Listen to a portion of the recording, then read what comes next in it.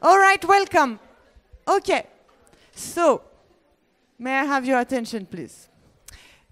I have the opportunity to welcome Anne, and Anne has a wonderful project. I don't know if you've heard of it, but basically, tell me if I pitch it well, you allow refugees to learn how to code within a boot camp that lasts 3 months.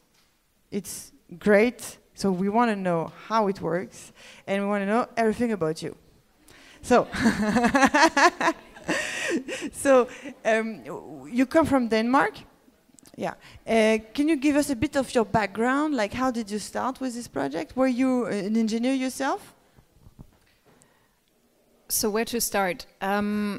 Since not so many Germans are here, I've been told this story doesn't work so well with Germans. It works well with internationals.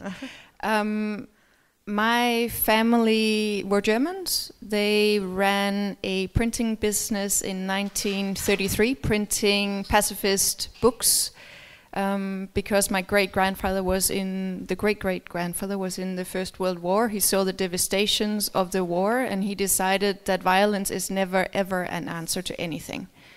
So he decided to put all his passion and career into printing pacifist books and newsletters. In 1933, that was not very popular when Hitler came to power. My family was put to jail, was publicly harassed, and were forced to leave Germany in 1933. They managed to escape to Denmark and went underground in 1940 when Second World War broke out. And I was raised with this legacy. I was raised with the belief that you have to stand up for the things that you thoroughly believe in and to put those values really into practice. And that's what I did. So when the refugee or the so-called refugee crisis started breaking out in Germany, I saw that there was a lot of young people who came to Berlin, and I of course had to ask myself the question, what am I doing now? There's young people who, very similar to my family 2 generations ago, came to Denmark, but now they're coming to Germany. What am I going to do about this? I did a number of things. The most smart thing was to go out and actually start meeting refugees and just having conversations with young people and asking them, what do you actually want? What do you expect? What are your dreams for the future in Germany? And the answer that I got most of the time was, I really want to work. I want to earn my own money. I don't want to be dependent on the German state. And that was something that touched me, and the thing that really inspired me the most was a conversation that I had with Mohammed, who's from Iraq, and he was a developer who had studied, and he had a bachelor degree in computer science, and he was going every day to the German library here in Berlin to try to continue programming, to keep up with his programming skills, because he didn't have a laptop. So I thought, okay, this is ridiculous. I have 2 old laptops at home. He doesn't have any, so he can't continue programming. But just giving a laptop to a refugee so that they can continue to code is a little bit like giving a fish to a hungry man. They will only learn for a little while. So we thought we have to systematically build a solution. And the answer became ReDI School, which now has more than 400 students here in Berlin and in Munich, and we are currently teaching 21 digital skills at the school. So it's grown a lot in the last 2.5 years, but really exciting community. We have more than 250 volunteers, all in the IT sector, coming to teach our students once or twice per week.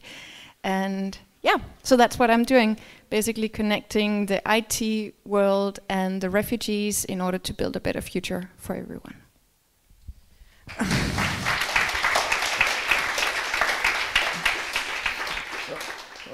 Is there anything that you've learned, I guess, like kind of fantasies that we can have about refugees Because first, that when you discover that they want to make their own money, it can seem obvious, but it's not obvious.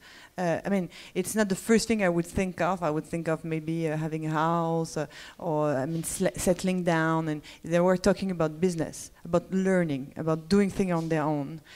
Are there any discoveries like that you've made around the refugee community? Is there one refugee community? No. Where does it come from? Well, first question, second then. I mean, you really touched the heart of the question. The first thing that is important to know about refugees is that there is no one community and there is no refugee that we can talk about. Refugees are people. It sounds so banal, but oftentimes it's treated in the media as if this was one group.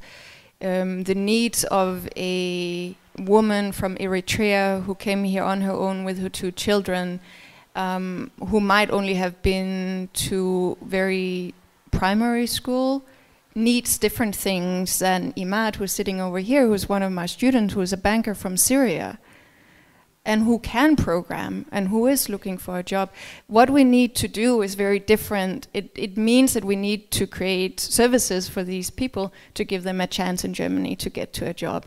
And that's why we're teaching on many different levels. What we're trying to do at ReDI School is really focus on the top 1% of the refugees who are interested in technology and who wants to have a career in technology. Those we're giving the skills and the network to get into the tech sector, but we're then asking the students to come back in order to teach mostly our women and our kids program, because our students speak Farsi, they speak Urdu, they speak Arabic, they speak Tigrinian, and they can then teach basic skills to some of the other refugees who might not be going into a tech career, but who still need to understand how do I use email, how do I write my CV in Word, etc.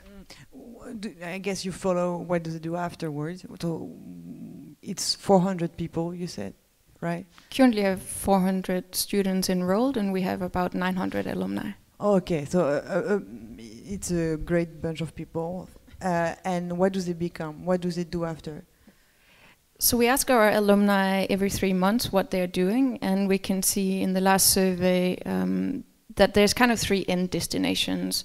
50% of our students are going into paid jobs or paid internships, 30% are going back to university or Ausbildung, and the last 7% are going to start their own company. However, it's very hard to just put people into boxes because just this afternoon I was talking to Rami. He was doing an interview with the Financial Times, and Rami was trying to explain, he's 24 years old from Syria, and he's working in a full-time job for Klöckner, who's one of our partners. He is also studying a bachelor degree at TU Berlin, which is boring him a lot, but he still needs to do it. And on the side, he's actually running 3 businesses, so he's selling stuff online to make enough money that he can bring his family to Germany. So it shows the talent and the incredible resilience of the people who came here and the will to really make it in Germany. And I think Rami is a beautiful example that it's very hard to put these newcomers into boxes and just say, okay, this is the route for you. Many times they do many things. So it's a non-profit organization, right? It's a gemeinnützige GmbH, so per definition it's an enterprise working as many other enterprises, but all the profit that we are making we had to give back into the company in order to do more social good. And how does it work? Where does the money come from? 60% of our income comes from partnerships with companies as Facebook, as Klöckner. 30% are coming from donations, for instance Salesforce.org, Coca-Cola Foundation, as well as supporting our women program. In Munich we're supported by the city of Munich and their qualifications program. Around that we have a number of different organizations, for instance SAP, Microsoft, who are giving lessons in order to qualify our students in the specific skill set needed to go into the company. I'm curious, like, what's the ratio of girls or women among the alumni?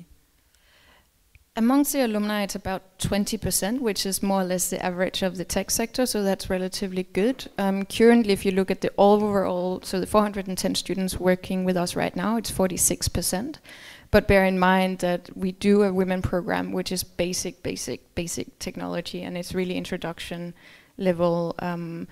So it's not 46% who's going to become developers. I hope we will get there one day, but currently the number of female students in our high-end tech programs is about 20%. How a typical day of your week look like? Oh God. Yesterday, I was spending 5 hours with the Ministry of Wirtschaft and 40 men above 60. There was 3 women in the room trying to explain to them what the bureaucratic hurdles are to become an entrepreneur in Germany. I think I was a very exotic element in their day.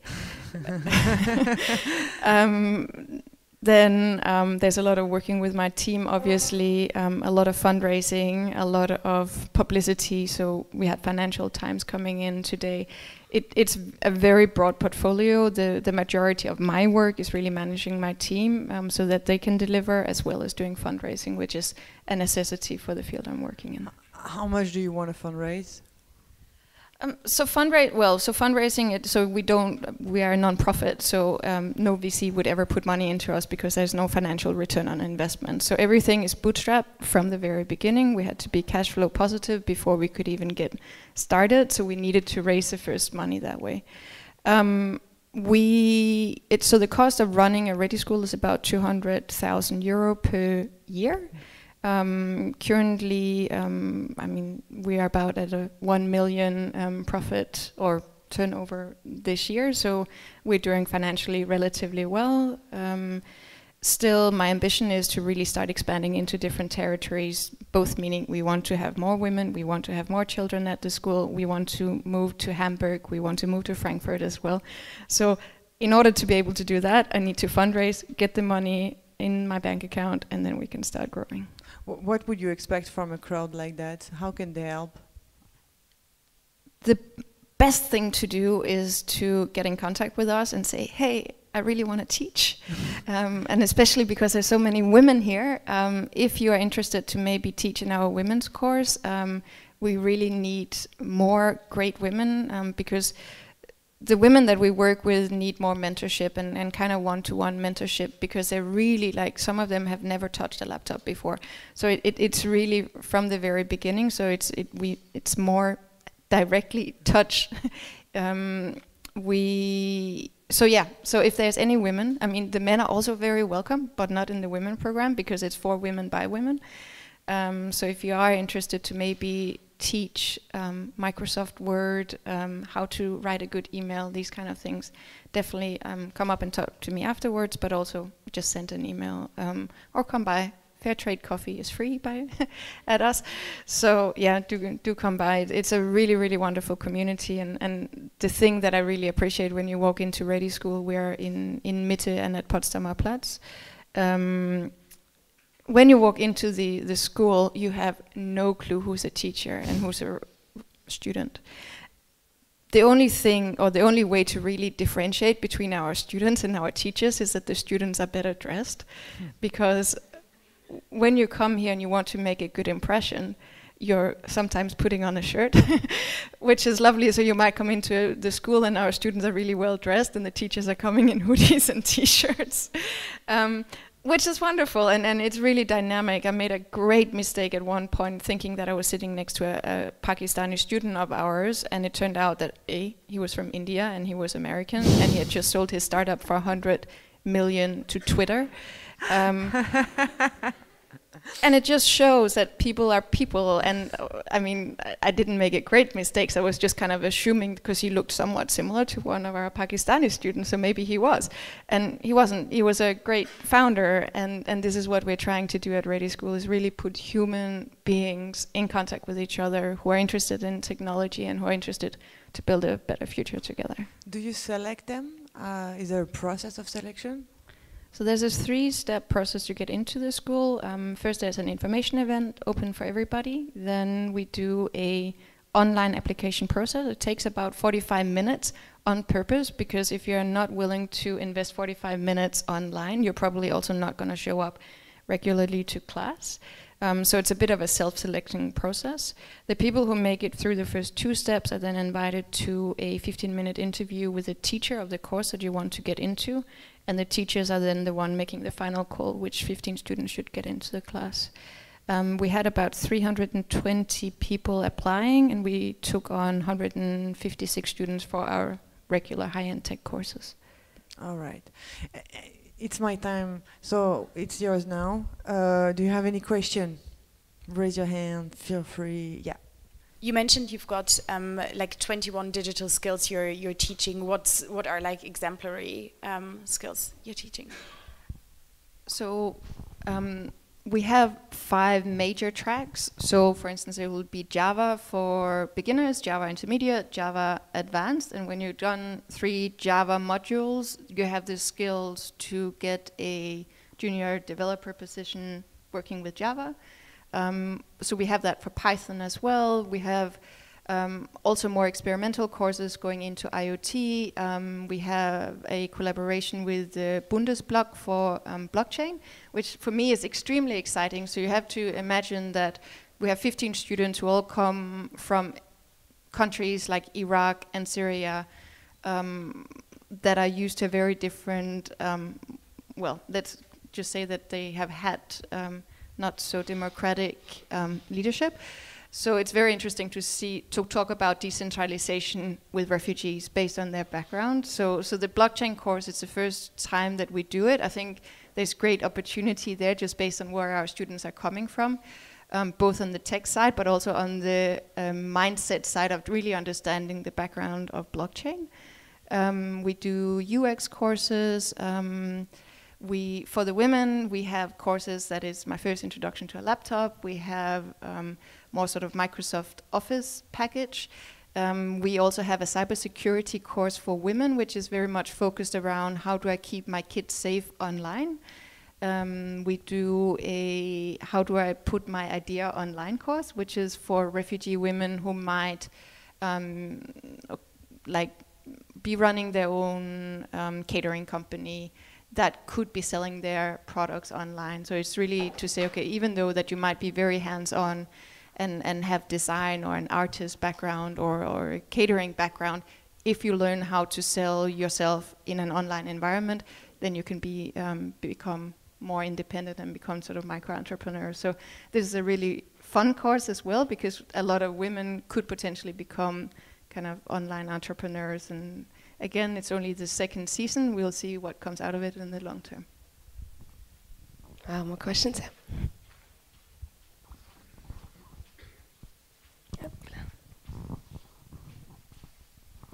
Thank you. You said you had a partnership with companies, but do you have partnership also with like companies that would agree to interview those people, or like does the certificate like is recognized by an institution that you get at the end of the class? I mean, some of our courses are certified. So, for instance, we're working with Cisco. The courses are taught at Cisco by Cisco people in a Cisco relevant competence and certified by Cisco in the end. And we can see that has led to them hiring 12 of our former students into jobs. So that's a wonderful way of doing it. We are not yet certified as a school in Germany. We are going through that process now thanks to Deloitte.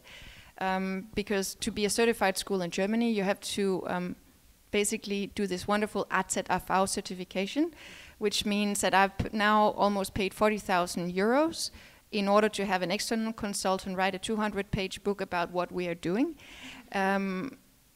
It's extremely bureaucratic, but it means that we can, at the end, from January, start teaching courses paid by the job center. So that when students come to us, I'll get a certain amount of money per student who gets in. It means that we can do a different kind of certification. But I really want to underline that in Germany there's this obsession with certificates. And some of it is good and some of it is really not healthy, because I think especially, I mean, a lot of us are working in innovation and entrepreneurship, and as long as you have the skills and you can demonstrate that you have the skills to create value, this is what should give you a job, not where you have studied and how long you have studied. And I think we really need to focus on skills and how we can verify that somebody has a certain kind of skills. So that was my day today. I spent 6 hours discussing certification in Germany. There's wonderful things with certification, and we definitely need to verify skills, but I really want to see people as being people and skills being something that you can apply in reality to create value and not just a piece of paper. Do you have refugees in the board of the school to design with you the lessons, the course, the program? So everything at ReDI School has been co-created with refugees from the very beginning. So what happened after I met Mohammed in the refugee camp was that I spoke to 2 of my friends and they came out to the refugee camp with me. Mohammed spoke to 2 of his friends, and then we all of a sudden were 6. And then after that, everyone brought a friend, and this is really how the community has grown. This is how the offering have grown. When we realized in the beginning that we had too few women, we then got the women in the IT industry in Berlin together with refugee women and said, okay, we have a challenge here, how are we going to solve it? So everything really is co-created all along the way with our students. So I have 17 people employed at ReDI School, and they come from 11 different nations. There's more Syrians in my team than Germans. So it's really, really critical that the people that can represent the voice of Iraq or Syria are also part of my team to inform how do we actually implement the courses. Is there a process of being a volunteer, and do you select, and how you measure those volunteering teachers can commit to that's a 3-month program, right?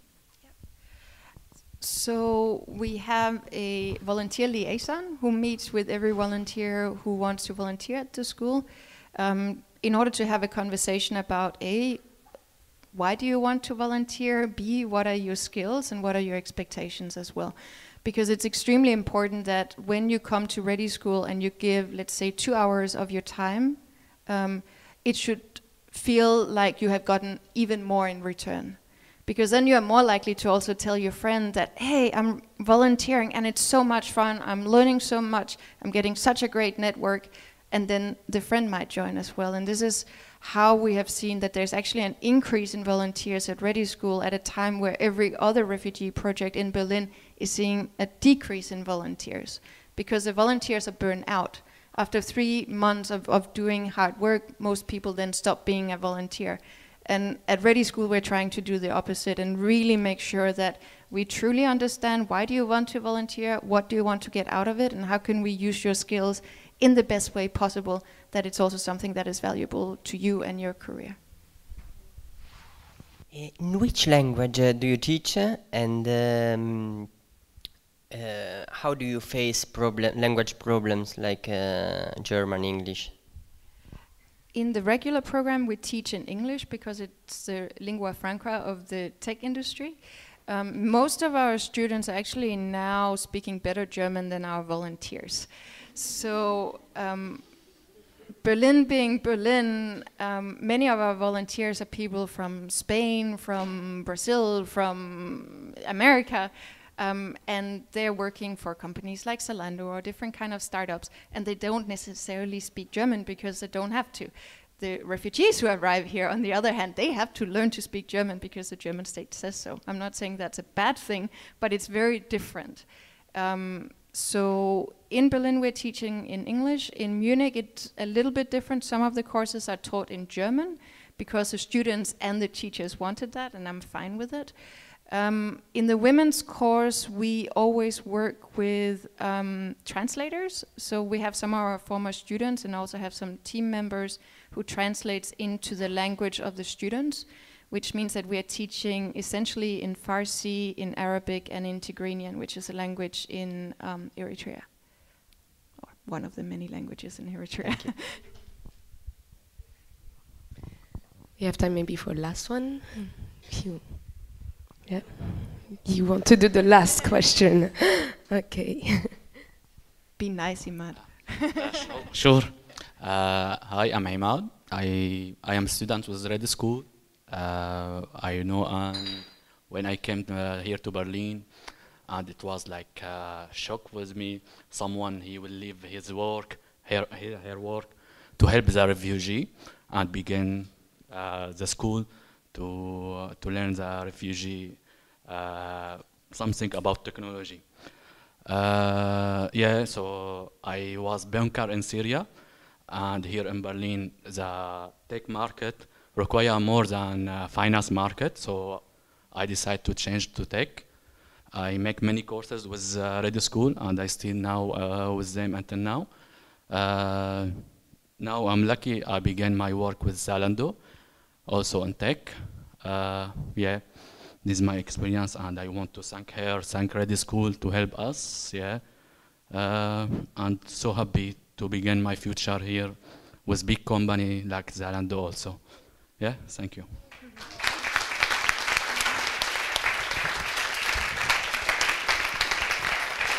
Great transition, I guess. Okay, best conclusion ever. Thank you very much. Thank you. You will stay a little bit? Cool. Great. Thank you, Anne. And now, because we're talking about Zalando, let's welcome Stacia.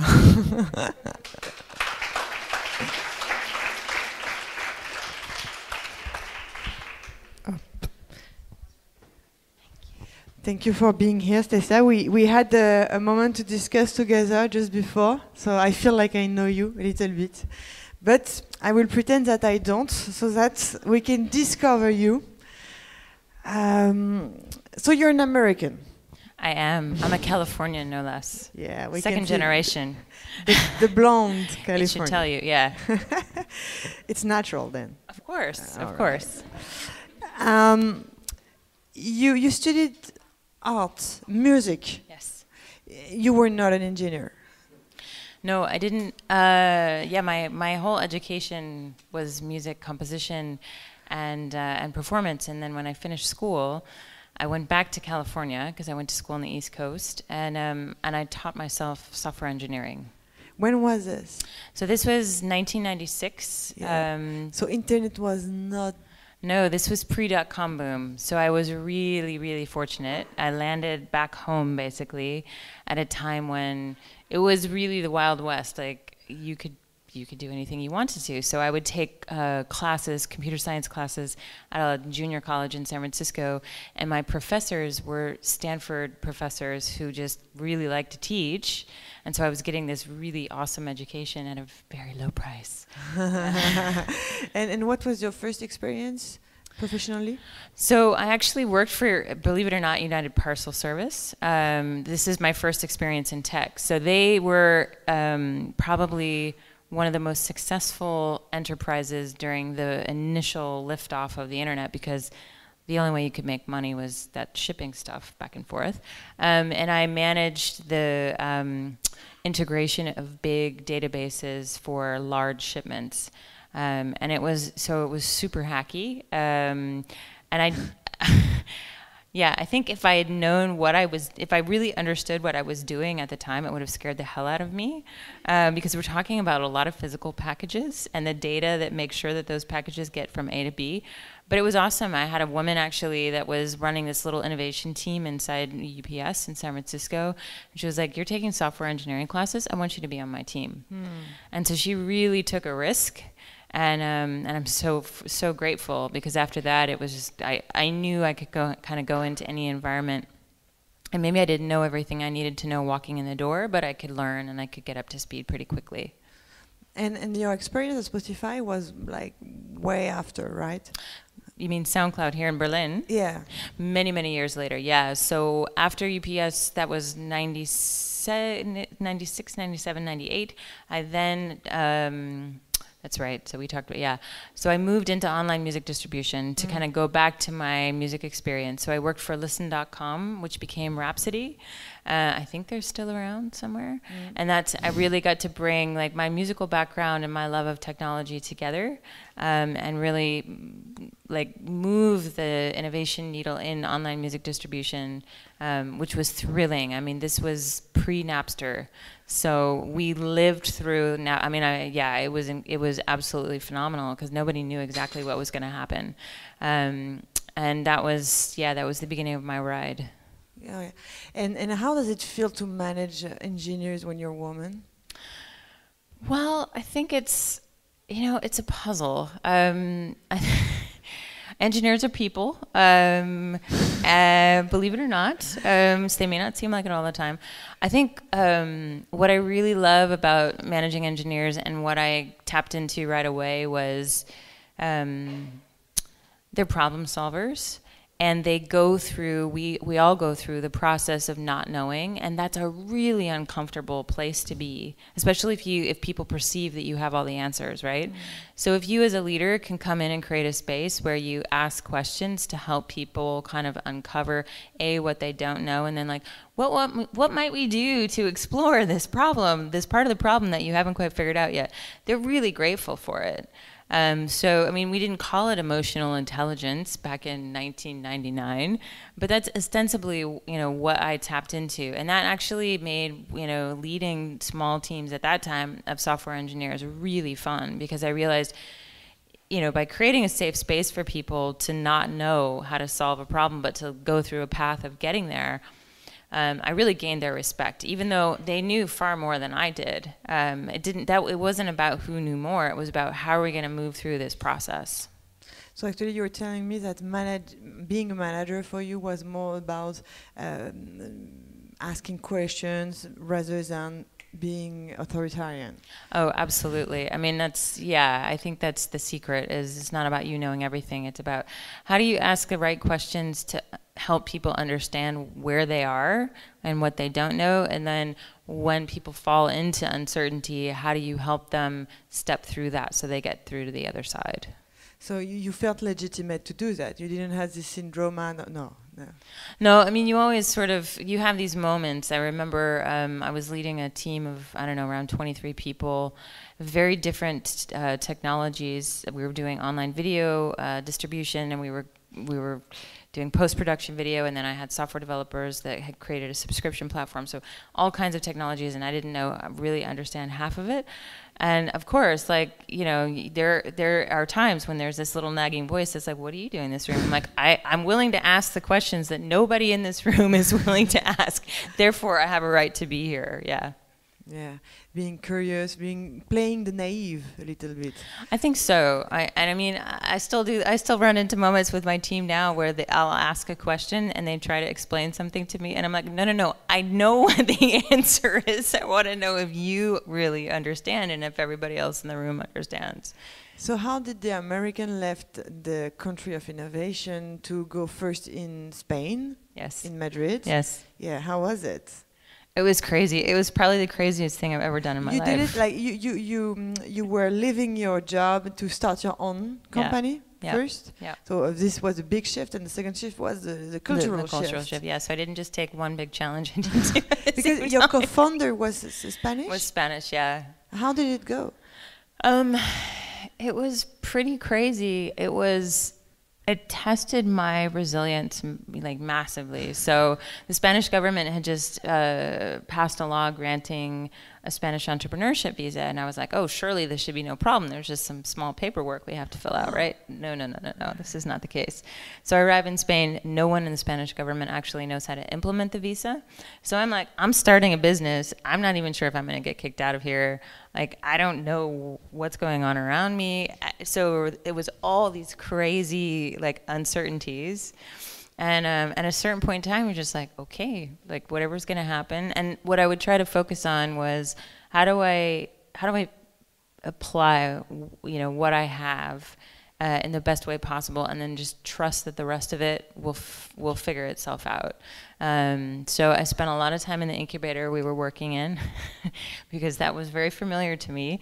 And I also spent time trying to support other entrepreneurs that were in the same incubator space, just bouncing ideas and riffing off of their journeys, because to me that was very familiar ground. And your background was making a big difference. Yeah, I mean, what we were talking about earlier, so when I landed there and I realized, oh my God, I've had a journey that most of these people, you know, they couldn't come close to, and I recognized how just small things that were really, I took for granted, that if I could share with them would open up new possibilities. And a lot of that was just the confidence to try things. So for me, this was a huge discovery, and it was really fulfilling. I was just happy to be there, to be able to share. Yeah. So you're talking about the toxicity, what we call the toxicity. In the family, we talk about the toxicity of the environment. It's cultural, it's bureaucracy, it's in the infrastructure, but it can kill you. I mean, it can kill your optimism. Right, it can drag you down, but you found some advantages in being so different, and you could teach around and sharing your experience. So this was for Spain, and then you moved to Germany. So you sold your company, and you landed at Zalando. Yes. So tell us about the German mindset, how it feels to be. The first 6 months I worked at Zalando, I would go home and be like, why do these people hate everything? And I'm exaggerating. I'm exaggerating. For who is it that, there's a few probably people that work at Zalando. It's not that bad. I was like stubbing my toe on a big slab of concrete. I would get excited about something and bring it to the table to brainstorm with people, and they just immediately pick it apart, and I couldn't figure out why. And at some point, my boyfriend is German, and I realized it's because that's just not. They need to know, and there's a tremendous amount of pressure about being wrong. And so I had to be very conscious of, okay, when I have an idea and it's not fully baked and I really want to brainstorm with somebody, I have to tell them, I really want to brainstorm with you right now.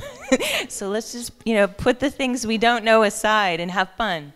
But it was hard. It was, I think if I had been younger, it could have thrown me off balance. But I was looking around thinking, I have a lot more experience than you. What's going on? But then I recognized it's cultural. But what would you say? Is it like fear of failure? I mean, this is not only German, it's everywhere in Europe. Fear of failure, on lack of creativity? What is it? I think it's, I have a few different hypotheses. I mean, I think a lot of I haven't studied how German engineers are educated, but I think they get educated around the idea that you have to have every single edge case fulfilled, because in the automotive industry, this is the case. You're talking about a physical object in space.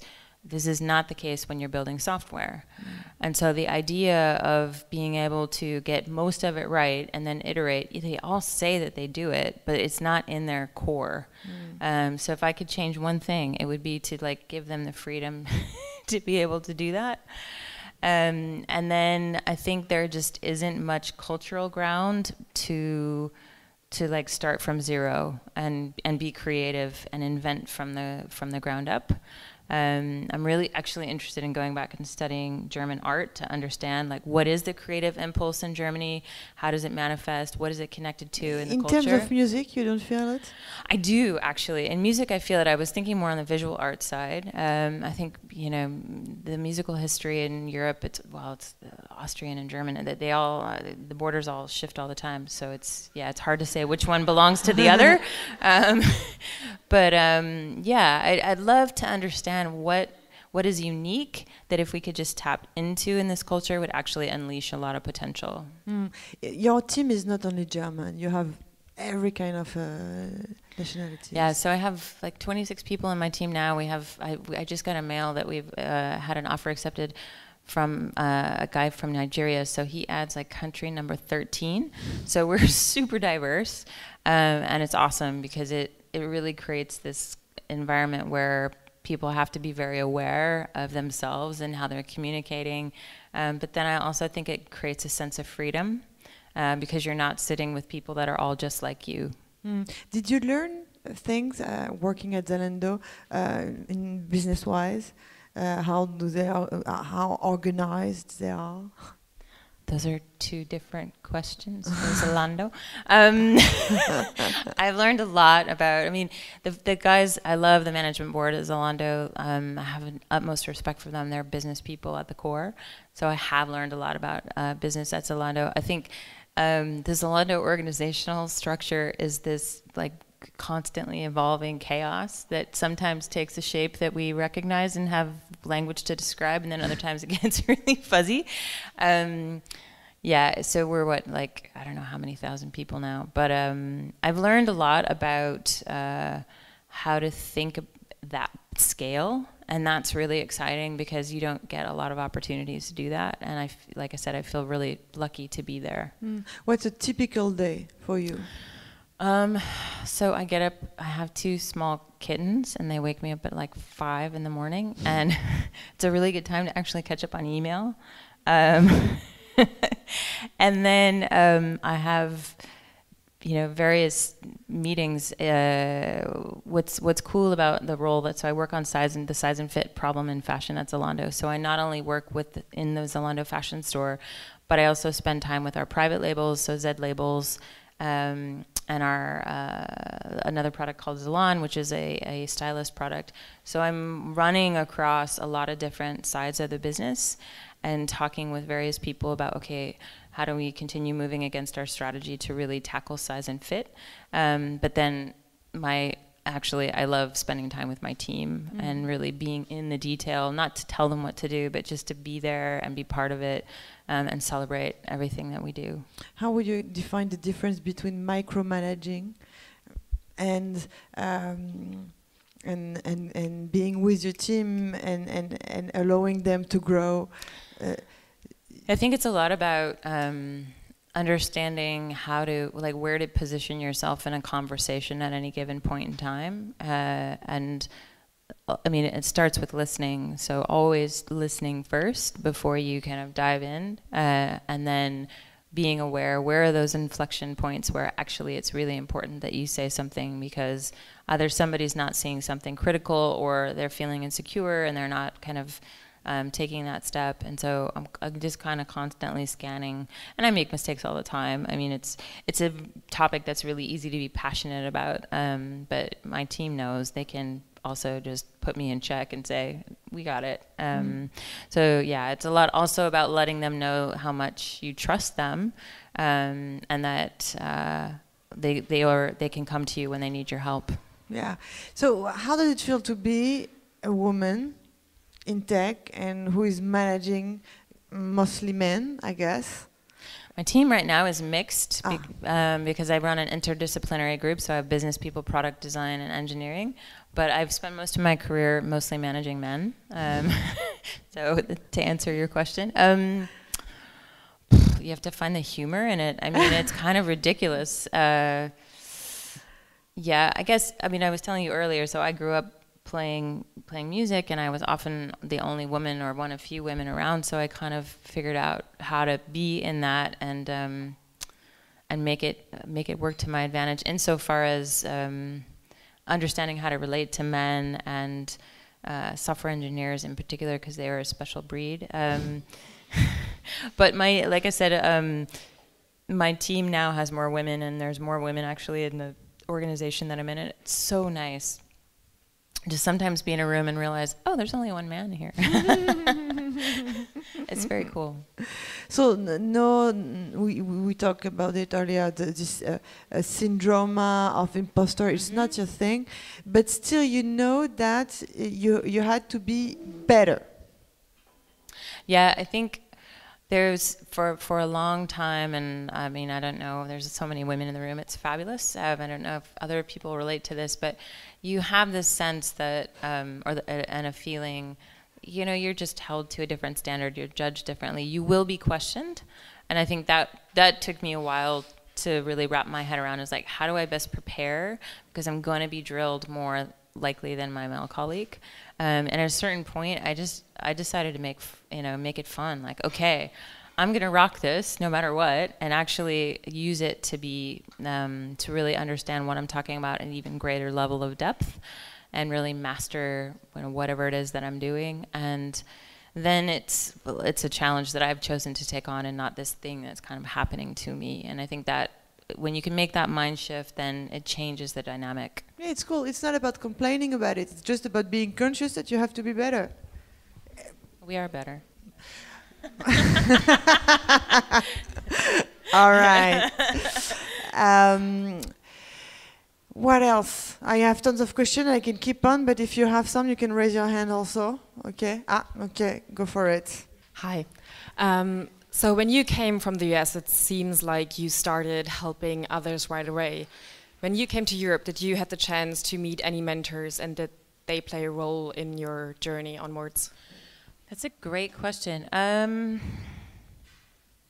Not the first couple of years. I think I was really the most experienced person in the room. I mean, granted, I also spent time with European VCs and people from very different backgrounds that I learned from, but I didn't really connect with mentors until I got to Zalando, and then actually they were Americans that the management board had hired, more experienced. So for me, mentorship has been this really elusive thing. It's something that I think we maybe we touched on. Cindy Gallup is a big hero of mine, and I think I discovered her, gosh, I don't know how many, maybe 10 years ago. And it was when I discovered her, I was like, okay, and I know her. I mean, we've talked a bit. Like, this is what mentorship is supposed to look like. It's supposed to look like somebody that kind of looks like you. And that's when I realized I've been missing this my whole life.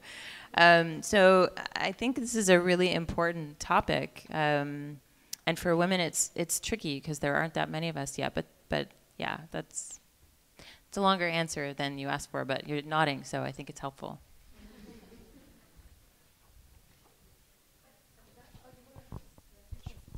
Hey, I had a question about your music part, the beginning of the story. What kind of music you did, and what made you shift into software, and how did that change happen? No, that's fabulous, because it really kind of underscores the passion that drove me to dive into tech. So I grew up playing jazz, which there aren't that many female jazz musicians. And then I went to the Berklee College of Music in Boston, Massachusetts, and I was there at a time when digital technology was really starting to become prevalent and available. This is 1990-94. It changed everything. And while I was there, what I recognized was it was that technology that was going to drive the future more than me studying Charlie Parker solos and John Coltrane, and I mean all of this stuff that I love. I really, really, really love. But my story was going to be about that technology, and it was just something I really felt at a gut level. I also at the time had my first dial-up modem, and all I had to do was sit with the software and the modem together, and was like, and by the way, I don't need a record label. So I think this was the beginning of my entrepreneurship. Like, we can really do this on our own. And so, yeah, I went and I lived in New York for a while, and actually worked in the music industry. I worked for Jive Records at the time that they were launching Britney Spears and Backstreet Boys, and I was just like, wow, this is crazy. And I had friends in California that had gone to a music school with me, and they're like, you have to come back, because they were all starting to work in tech. And I mean, this is early. And I just thought, okay, this form of the music industry is dying, ostensibly, and I'm going to go take a leap. And it was also like going home for me. So it was a little bit of a, I had some other reason to dive into it.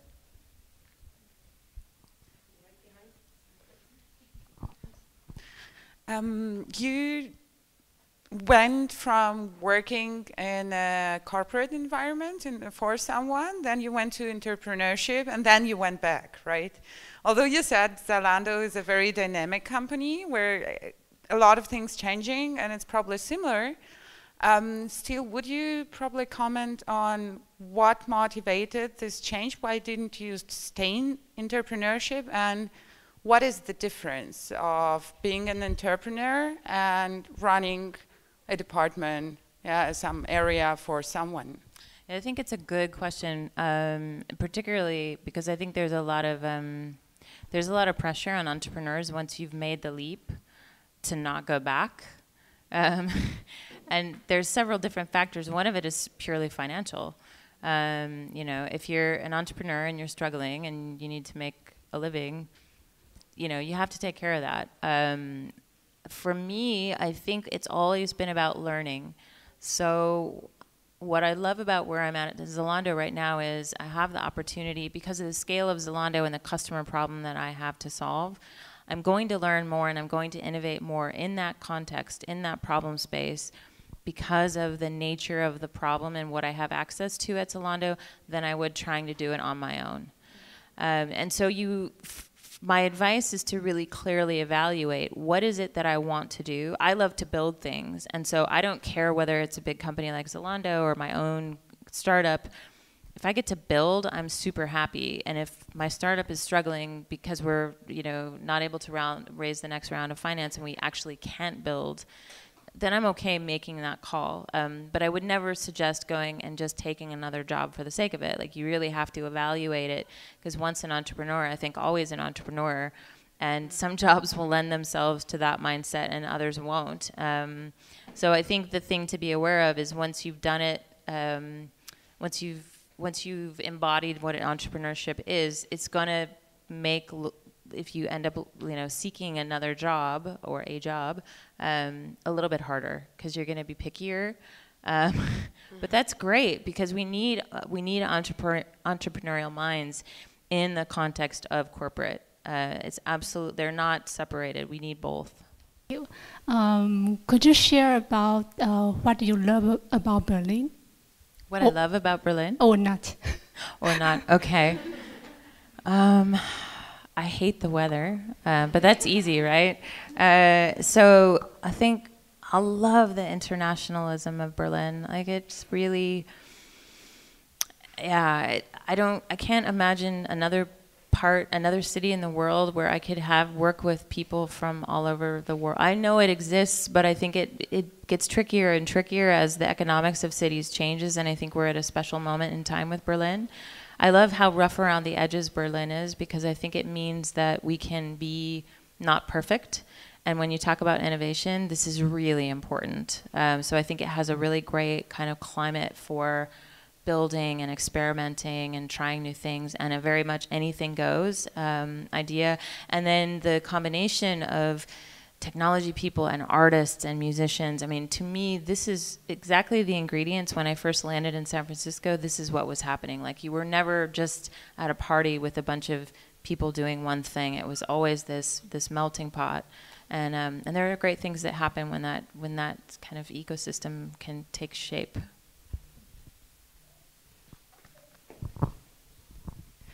I'm curious to hear more about your reflections about German creativity and what you expect you might find going into visual arts in Germany. I've never heard that before, but I think it's extremely interesting to see what is it that can be found in the history and the culture of a country, and how does that then transfer into building new businesses in Germany. So I was sharing with Alice earlier, I'll come back to the visual art part. I think what's important from my point of view is understanding the psychology of people, because once you understand the psychology, you understand how they're motivated and why they're motivated. And so I think this is a really important aspect in it. And so I understand Americans very well, because I am one, and I understand why a certain kind of entrepreneurship works there that just simply doesn't work the same way here. So I have this fantasy that I find a German business archaeologist, and together we understand what makes great, what's the mindset that creates great German businesses, because they're here, obviously. And then we take those dynamics and figure out how do you apply those to digital innovation. And I mentioned visual art just because I think in visual art, in art in general, you see the rawer form of the psychology. and maybe there's something to be understood. I mean, I'm very humbled, having come from California, which has very little history, and I'm a horrible history student. I'm often very humbled by what I don't know. So it's a lot of me kind of going, okay, I'm ignorant, I need to know more. I noticed that you use quite like active language, and you say things like "I manage a group of people" or "I was more experienced than XYZ," which I super like admire. And these are usually kind of qualities or like ways of speaking that are not usually like associated to be like very female. Did you like along your journey? Did you have to kind of train yourself to to be more active and to maybe change a little bit of female ways of talking, or too much giggling or things that I understand what you're asking. So I think this is the American advantage, because we are absolutely taught to be confident and own what we do. To a fault. I mean, it's problematic, let's just face it. We have some things going on that reflect that, maybe in our government right now. We could talk about that later. But I think I absolutely have. I mean, I have spent time looking at how do I, especially as I've gone up in seniority, so language and small pieces of language make a huge difference. And I mean, that's an ongoing process. So I work as part of an executive team now, and I notice even small inflections where I'll say "I think," and my male colleague will say "blah" without prefacing it. I'm like, that's, there's a differential there. So I think this is I just said it again. This is an ongoing thing that we all, I don't think it makes sense for us to behave like men, but I do think it's important to be aware of what those differences are and then make a choice. Is it more important for me right now to really kind of up my game and meet this person eye to eye? Or I do this a lot, so I think it's actually more important for the situation that I create a space where it's okay to not be kind of this in competition with, because we need to let the situation evolve on its own, and it's not about dominating a conversation. Does that answer your question? Yeah, totally. Okay.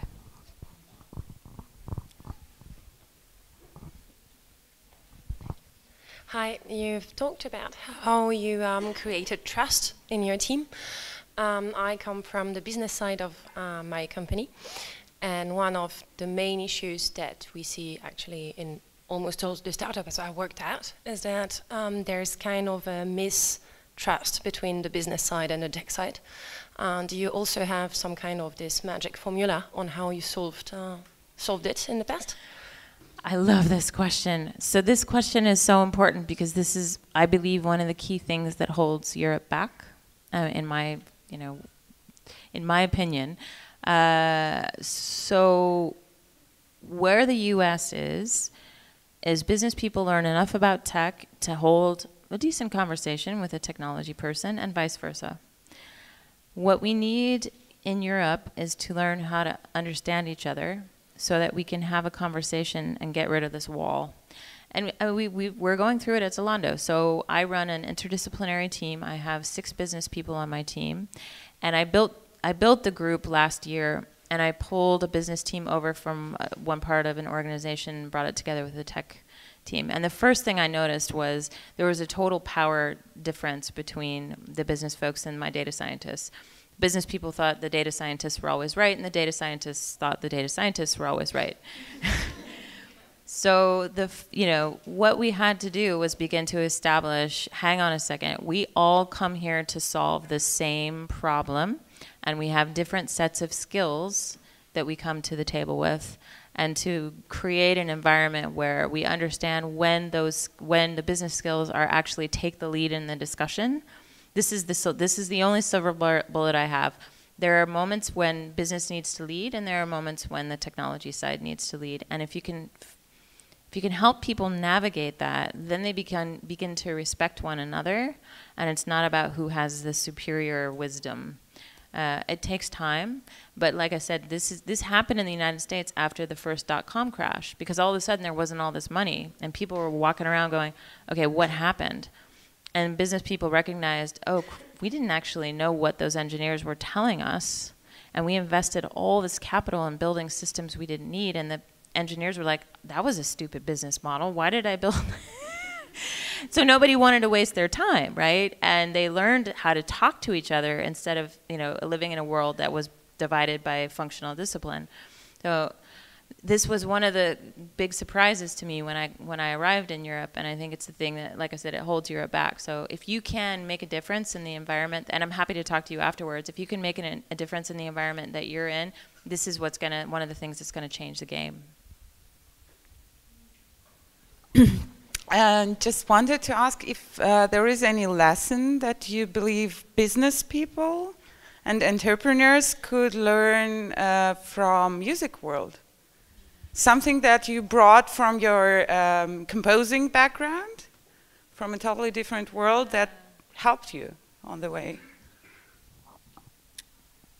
It's too easy to use the word iteration. I think learning how to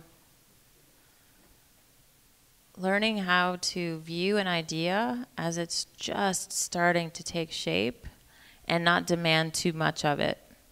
And this is an experience I went through with my business partner. I mean, we were just starting to hatch an idea, and it really needed kind of more care and feeding. And, it didn't work for him, which was a good lesson for me in terms of like what to look for in a partner. But as a business person, I think what you want to be able to do is figure out, well, what are the signs of potential, and then once you identify that potential, how do you create a space to cultivate it so that it can grow organically without you demanding too much return too soon. And that's the creative process, right? You can't just. Very few people can pour out like great works of music. We know them, but they're like. You can count them on a few hands. Yeah,